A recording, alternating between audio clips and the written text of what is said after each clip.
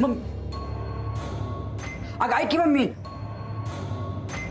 Mummy अगं कोणतरी bomb टाकली का घाबरलीच एवढी? बॉम्ब सारखंच आहे ही. बॉम्ब परवडला पण ही म्हातारं न ग. का ग काय झालं? आगीत हात घातलायस का कवा? मम्मी आता आगीत कशाला कोण हात घालते? हात भाजणार नाही वय.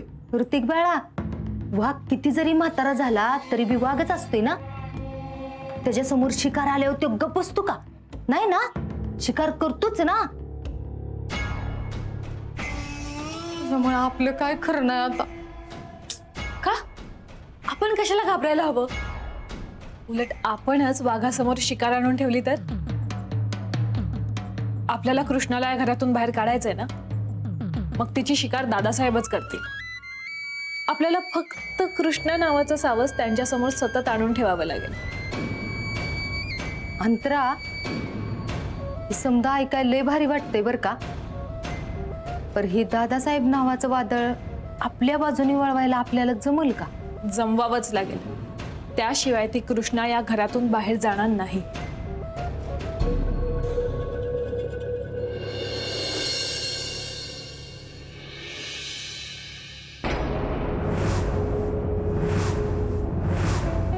कृष्णा अगं सांभाळून की, घटस्फोटाचा पेपर आहेत ते. चुकून जर दादासाहेबांना कळालं ना तर काय खरं नाही बघ. ह्याचा विचार बी नको.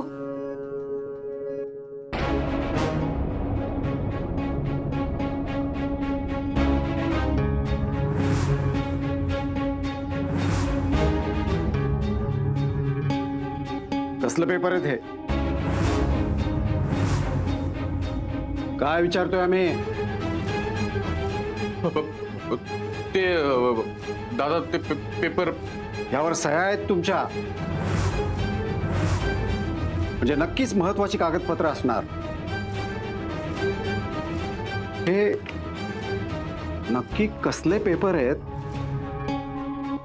ते इंग्रजी असल्यामुळे आम्हाला सांगता येत नाहीये, पण ह्याच्याकडे बघितल्यावरच कळतंय की ही सरकारी महत्वाची कागदपत्र आहेत. हो म्हणजे हे सरकारीच कागदपत्र आहेत ते, पण लय अशी महत्वाची नाहीत ते. ठीक, फाडून टाकतो. नाही नाही नाही, मी म्हणलं लय महत्वाची नाहीत. तशी महत्वाचीच कागदपत्र आहेत. एवढं कळतंय तर मग ते नीट सांभाळून ठेवायला नको? हे शेवटचं. यानंतर आम्हाला एकही कसलाही कागद कुठेही ठेवलेला चालणार नाही. कचरा असला तरी तो कचऱ्याच्या डब्यातच गेला पाहिजे, आणि महत्वाचा कागद असेल तर त्याचं महत्व कायम राहील अशा पद्धतीने तो नीट सांभाळून ठेवला पाहिजे. आम्हाला निष्काळजीपणा करणाऱ्या माणसांची प्रचंड चीड येते, कळलं का? दादा परत अशी चुकी होणार नाही. तुम्ही उभे का? या ना, काय काम होतं का? काही काम असलं तरच या घरातली माणसं एकमेकांच्या खोलीत जातात का? आम्हाला आमच्या नातवाची खोली पाहावीशी वाटली तर आम्ही यायचं नाही का? दादा तसं नाही हो, सगळं तुमचंच आहे की. बघा आम्हाला इतरांनी एखादी गोष्ट करायला सांगितली तर ती आम्ही करत नाही. आम्ही आमच्या मर्जीचे मालक आहोत. आता परत जेव्हा केव्हा आम्हाला ही खोली पाहावीशी वाटेल तेव्हा आम्ही परत येऊ.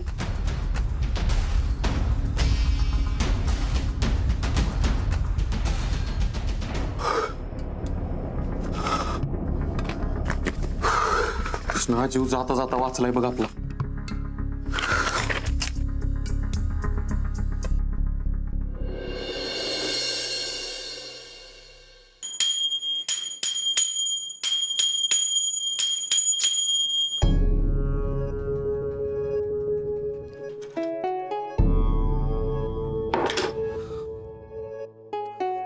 कृष्णा आज काय घरात आहे का आपल्या? उठ की, आज काय घरात आहे का आपल्या? नाही नाही, काय नाहीये. एवढ्या सकाळी सकाळी आरतीचा आवाज कुठून येतोय?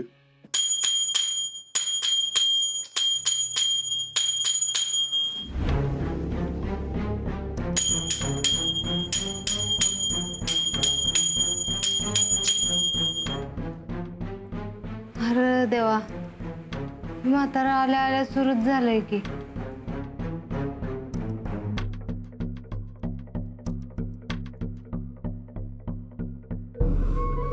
नाही नाही, झोपून नाही चालायचं. अंतरा म्हणली होती, ह्या म्हाताऱ्याला जर आपल्या बाजूने वळवायचं असेल तर त्याला आवडेल असं वागावं लागल. ऋतिक, तोंड बंद कर ना. झोपू दे मला. किती मोठ्याने किंचाळतोय. मी नाही किंचाळते, बाहेरून आवाज येतोय. त्याला सांग तोंड बंद करायला. झोपायचंय मला. अंतरा, माझ्यात नाही तेवढी हिंमत. अगं दादासाहेबांचा आवाज येतो. आरती करताय तिथे, काकड आरती. काकड आरती? एवढं रात्रीची कोण करता आरती? अगं अंतरा, काकड आरती पहाटेची करतात आणि आता पहाट झाली. कुकडो बघितलं का? उठ लवकर. अगं दादासाहेबांचा राग बघितला का तू काल कसं करत होते? उठ चल लवकर. जा ना तू. झोपू दे ना मला. विठ्ठल विठ्ठल विठ्ठल विठ्ठल विठ्ठल विठ्ठल विठ्ठल विठ्ठल विठ्ठल विठ्ठल विठ्ठल विठ्ठल विठ्ठल विठ्ठल विठ्ठल विठ्ठल विठ्ठल विठ्ठल विठ्ठल. पुंडलीक वरदा हरी विठ्ठल. श्री ज्ञानदेव तुकाराम पंढरीनाथ महाराज की जय.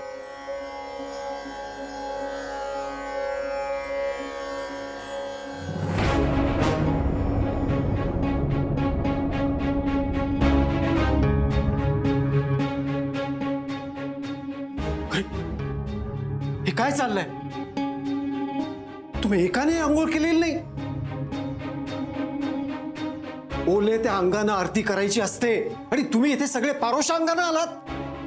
काही अक्कल बिक्कल आहे की नाही? काही संस्कार आहेत की नाही तुमच्यावर? फुलाबाई, हे काय चाललंय या घरात?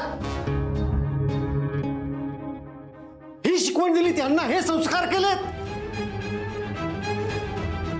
घर सोडून संसार त्याग करून आम्ही गेलो होतो. आम्ही, तुम्ही तर इथेच होतात ना. आपल्या घरचे संस्कार यांना शिकवता आले नाहीत. काय केलं काय तुम्ही आमच्या मागे? अहो, या घरात कधीच कोणी कोणावर जबरदस्ती केली नाही. समधी माणसं आपल्या आपल्या परीनं देवाची सेवा करीत आलीत. याला सेवा नाही म्हणत, सोयीनं देवाचं करणं म्हणतात. यापुढे मला हे असलं काही घरात चालणार नाही.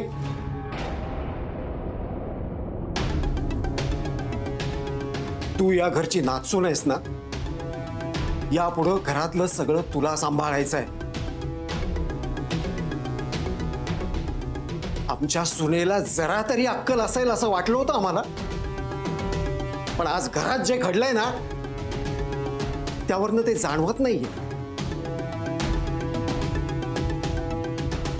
दादासाहेब, रंजनाला ह्याची काहीच कल्पना नव्हती. म्हणजे तुम्ही असं पाट्यापाट. तुम्हाला विचारलंय का मी? दोन माणसं बोलत असताना मध्ये बोलू नये एवढी सुद्धा अक्कल नाहीये का तुम्हाला?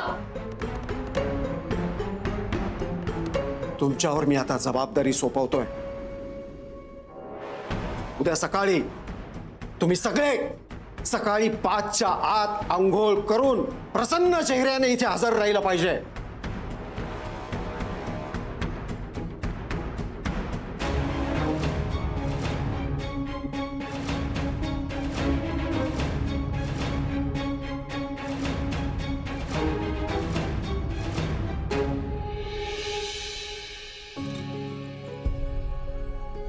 कृष्णा, आवर लवकर.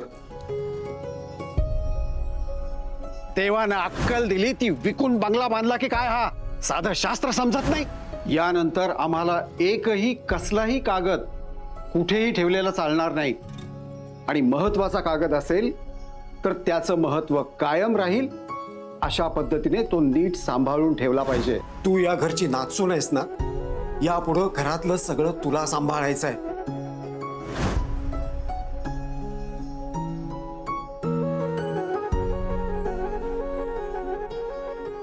इथं माझा जीव टांगणीला लागलाय.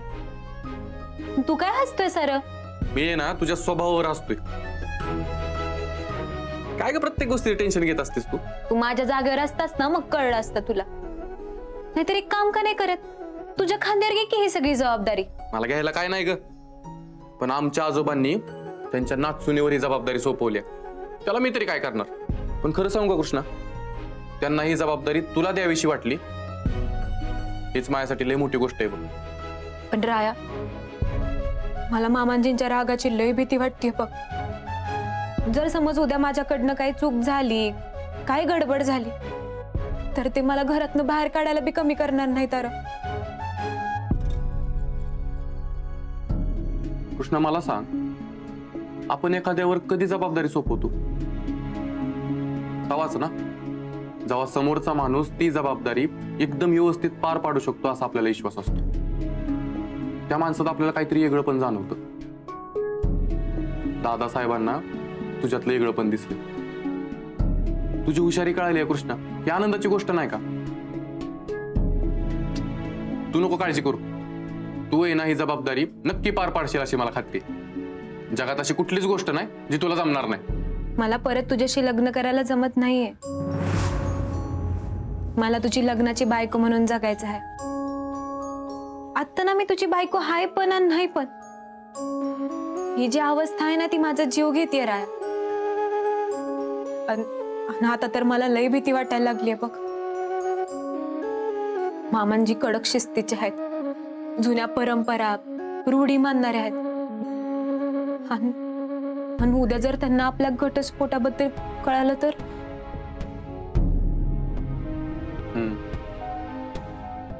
खरं आहे तुझं. काल मी तुला समजवत असताना मला वाटलं की आपण जसं बाकीच्यांपासून लपवतोय तसं दादासाहेबांपासून बी लपवू, पण आता मलाच काळजी वाटायला लागली बघ. दादासाहेबांना जर आपल्या घटस्फोटाबद्दल कळालं ना तर भूकंप होईल या घरात.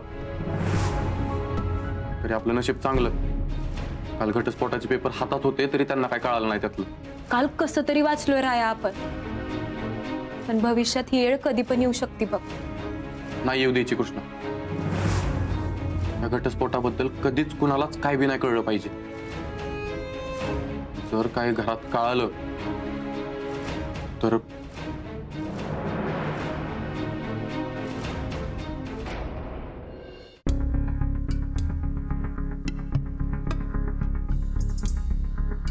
मामांची चहा इथे ठेवा.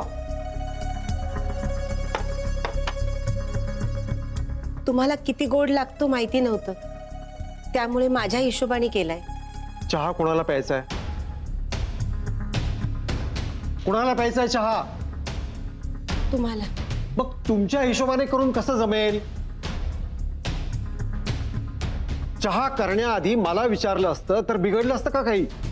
आणि मला चहात दूध नको, घेऊन जा परत तो. कोरा चहा करून आणा. रंजना, आमचा चहा बाहेर घेऊन ये. आणि आमचा चहा तुमच्या हिशेबाने बनवला तरी चालेल.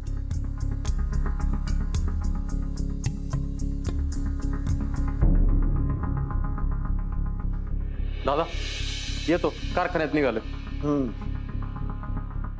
थांबा. घरातून बाहेर पडण्याआधी थोरा मोठ्यांचे आशीर्वाद घ्यायचे असतात. हे घरात कोणी शिकवलं नाही का तुम्हाला?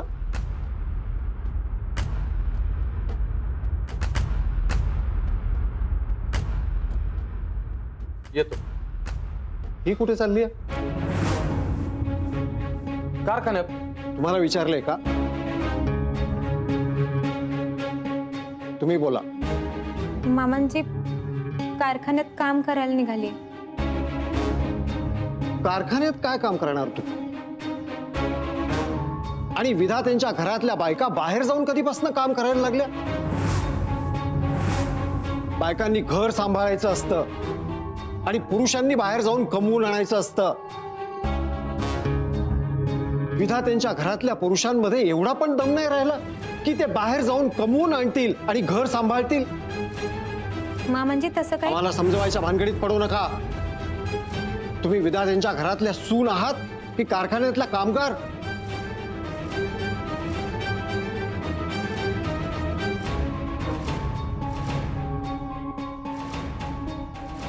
आजपासून तुम्ही हे घर सांभाळायचं, कारखान्यात जाणं बंद. विधात्यांच्या सुनांनी घराकडे लक्ष दिलं पाहिजे. परंपरा आहे ती या घरची. नाही येणार ती कारखान्यात. मी येतो कृष्ण.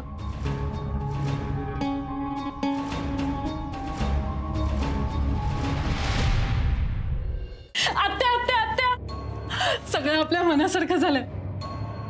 दादासाहेबांनी कृष्णाला घरातच थांबायला सांगितलंय.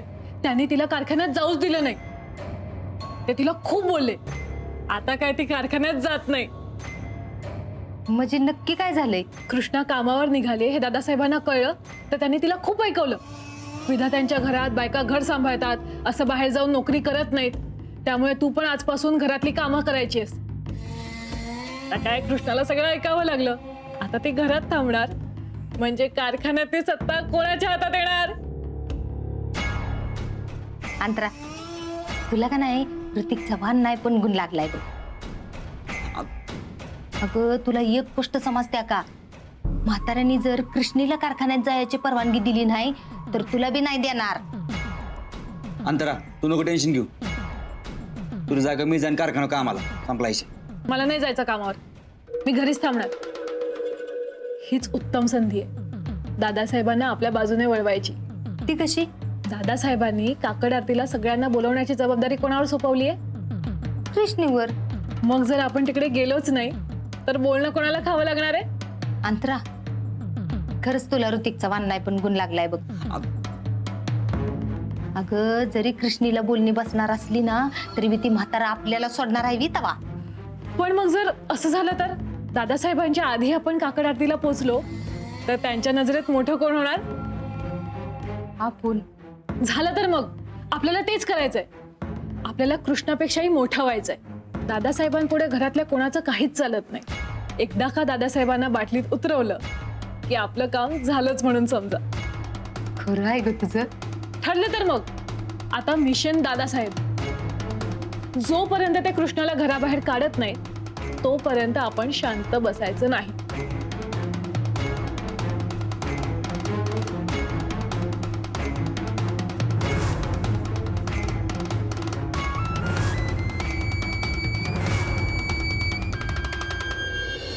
बसा ना.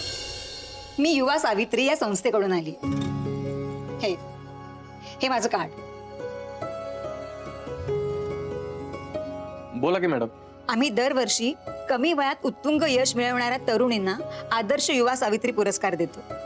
आणि कृष्णा तर महाराष्ट्रातून सीएच्या परीक्षेत पहिली आली. त्यामुळे या वर्षीचा आदर्श युवा सावित्री पुरस्कार कृष्णा यांना द्यावा असा आमचा मानस आहे. खरं सांगू मॅडम, तुम्हाला तुम्ही एकदम योग्य व्यक्ती निवडला या पुरस्कारासाठी. हो, म्हणजे तिला पुरस्कार मिळालाच पाहिजे. अहो, लय मेहनत करून ती इथपर्यंत पोहोचली. तुम्हाला सांगू का, आम्ही जी नावं काढली ना त्यामध्ये कृष्णा यांचं नाव सर्वात वरचं होतं. आणि मला असं कळलं की त्या इथेच काम करतात. म्हणून म्हटलं की मी त्यांना प्रत्यक्षच येऊन भेटेन. आणि खरं तर काय ना, मला त्यांची काही माहिती हवी. कारण कसं आहे, हा पुरस्कार देताना ती व्यक्ती आमच्या ज्या काही अटी आहेत त्या अटींना पात्र आहे की नाही याचा आम्हाला तपास करावा लागतो. कसल्या अटी? उमेदवार 30 वर्षाच्या आत असावे. पुरस्कार पात्र विजेते अविवाहित असावे. नाही म्हणजे कृष्णा अविवाहित आहे ना?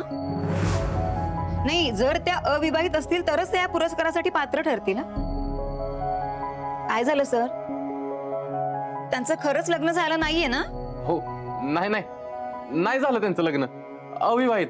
मग मी लगेचच आमच्या ज्युरींना सांगून कृष्णा यांच्या नावावर शिक्कामोर्तब करायला सांगते. अच्छा, येते मग. हो. तुझं लय नाव झालं पाहिजे कृष्णा. सगळ्याच जगाला तुझी ओळख झाली पाहिजे. पण मी तुझ्या भल्यासाठी खोटं बोलतोय हे चालेल ना तुला कृष्णा?